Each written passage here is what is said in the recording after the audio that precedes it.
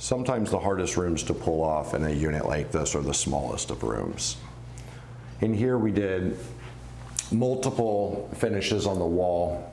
We did a wall wash light on this particular column. The inspiration of this room was a raw concrete column. Notice the different textures on the walls, such as the large mirror where it looks like a large patch of existing stucco or cement has fallen off to reveal an old mirror that was left behind. Countertop wise was fabricated out of the same stone that we used in the dining room, the Cristallo quartzite. Again, very clear. We had to put some material on the backside so as not to see through this countertop.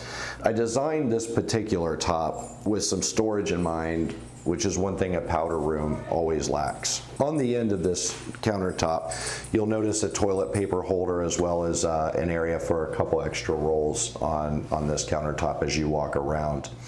That was done to keep the clutter out of this room, keep from having to have a basket for toilet paper or a small cabinet lined up somewhere within the room. In this particular bathroom, we used a very old world, almost handmade looking faucet fixture made out of old cast iron pipes, old levers, nuts, bolts. Makes a very kind of eclectic old world art deco type look to go with the simplicity of this room, but to give the room some age and artistic value.